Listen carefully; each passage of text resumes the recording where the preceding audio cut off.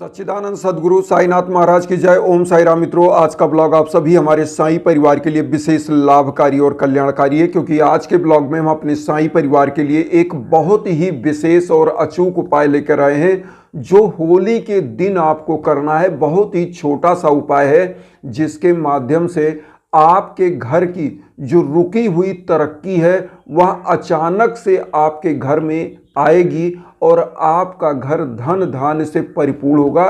क्योंकि होली का जो दिन होता है यह बहुत ही शुभ होता है और इस दिन ऐसी मान्यता होती है कि स्वर्ग से देवता लोग भी फूल की वर्षा करते हैं और इस दिन आशीर्वाद की वर्षा होती है रंगों के रूप में।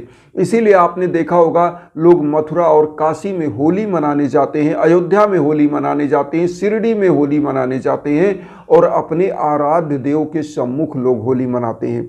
तो आज जो उपाय हम लेकर के आए हैं, एक चीज आप जान लें कि तरक्की तो आपके घर की होगी, और एक चीज और यह उपाय करेगा, आपके घर की किए कराई की बाधा को भी समाप्त करेगा।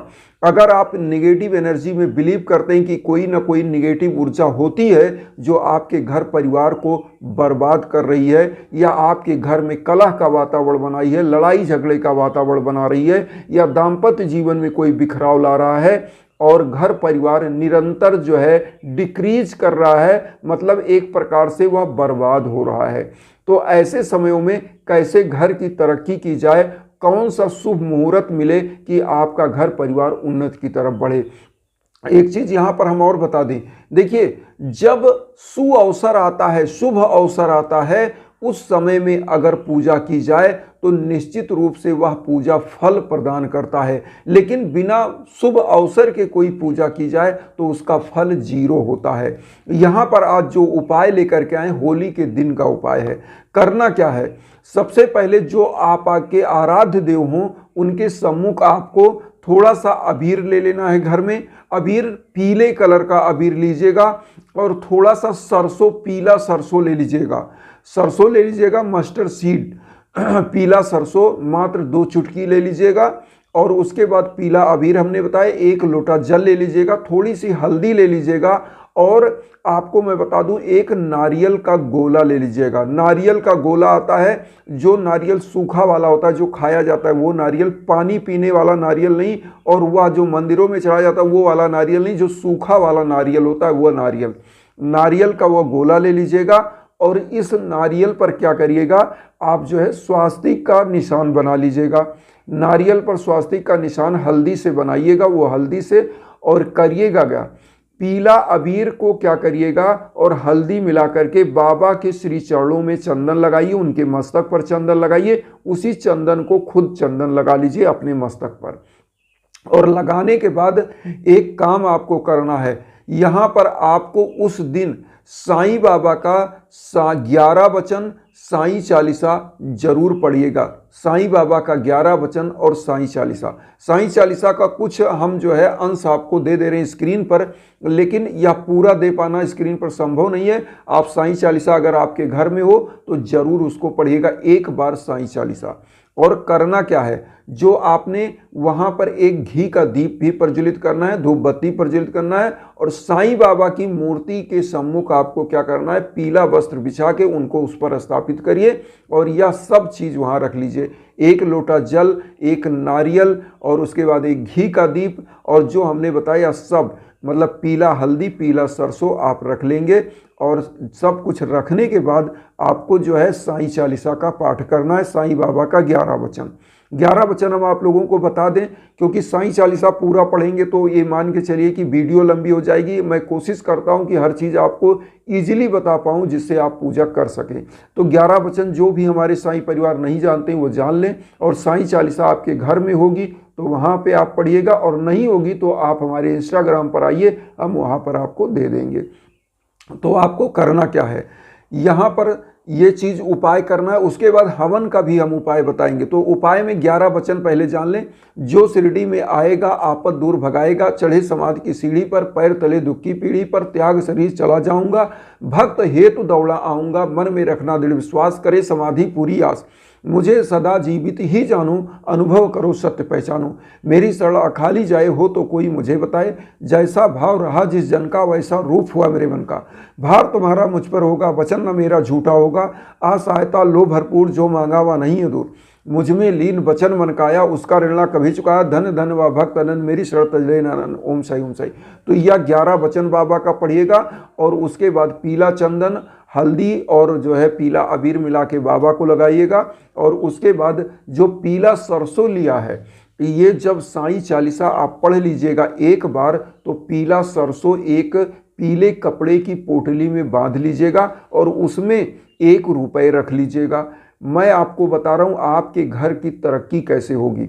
इसको साईं बाबा के सम्मुख चढ़ाने के बाद होली वाले दिन इसी सिक्के में आप पीला सरसों और अबीर पीला वाला और हल्दी का चंदन लगा करके और बांध करके अपने मुख्य दरवाजे पर रख दीजिएगा।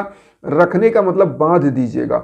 और अगर नहीं रख पाते तो आप तिजोरी में रख दें। अगर आप बिजनेस करते हैं तो अपने बिजनेस की जगह पर वहाँ तिजोरी में रख दें।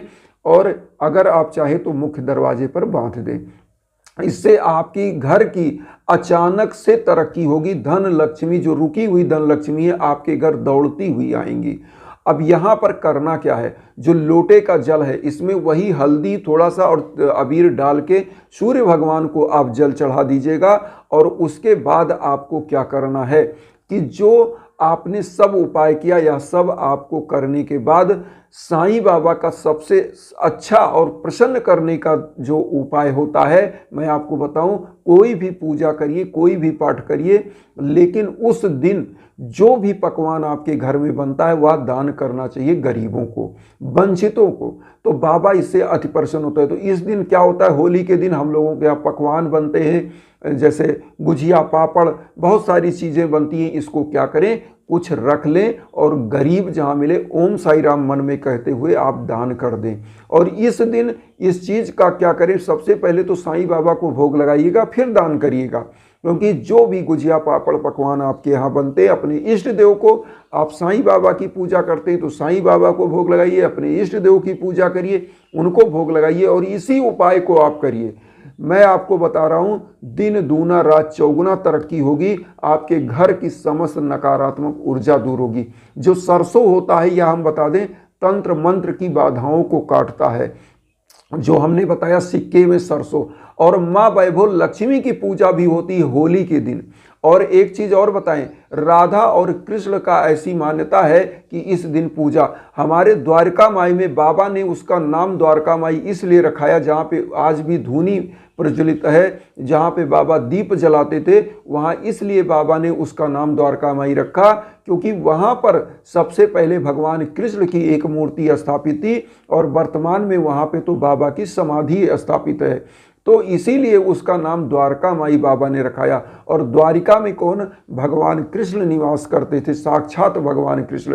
तो इसीलिए बाबा का जो भी पूजा करते हैं भगवान कृष्ण के रूप में भी कर सकते हैं। और इसीलिए यह होली का पूजन करिए और इससे आपके घर की किए कराई की बाधा दूर होगी। और इस दिन माँ वैभव लक्ष्मी की भी पूजा हो जाती, क्योंकि ये सिक्का जो है लक्ष्मी का प्रतीक होता है। और सिक्का क्या करेगा, आपके घर की रुकी हुई लक्ष्मी को धीरे धीरे आपके घर मिलाएगा। अब यहाँ पर जो हवन की उपाय होते हैं मैं आपको बता दूं। हवन कैसे होते हैं, जब भी आपके घर में भीषण बाधाएं हों, जब भी आपके घर में किए कराई की बाधा हो, दाम्पत्य जीवन की बाधा चल रही हो, लड़ाई झगड़ा चल रहा हो, मुकदमेबाजी चल रहा हो, व्यापार में घाटा, जॉब नहीं लग रहा हो, ऐसे समयों में आपको हवन कराना चाहिए। यज्ञ याजन पूरे जीवन में एक बार जरूर होना चाहिए। क्यों? क्योंकि जो यज्ञ होता है, हवन होता है, अग्नि क्या है, देवताओं और मनुष्यों के बीच की माध्यम होती है। और स्वाहा क्या है, अग्नि की पत्नी। तो स्वाहा और अग्नि दोनों पति पत्नी हैं। और होता क्या है, यह देवताओं तक आपकी आहुतियों को पहुंचाते हैं। तो अदृश्य ऊर्जा जो आपके परिवार में निगेटिविटी है उसको दूर करती है। सकारात्मक ऊर्जा जो अदृश्य ऊर्जा होती है आप तक पहुंचती है, आपके परिवार तक पहुंचती है और आपके हर कार्य में आपको सफलता प्राप्त होता है। इसीलिए साईं बाबा के 11 वचन में कहा गया, मुझे सदा जीवित ही जानो, अनुभव करो सत्य पहचानो।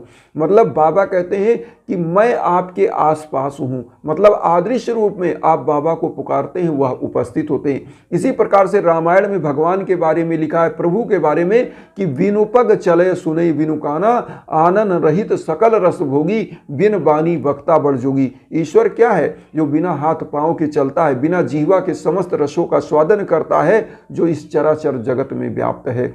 तो कहने का मतलब ये हवन अदृश्य ऊर्जा आप तक पहुंचती है। इसीलिए हवन के लिए आप इंस्टाग्राम पर संपर्क करिए।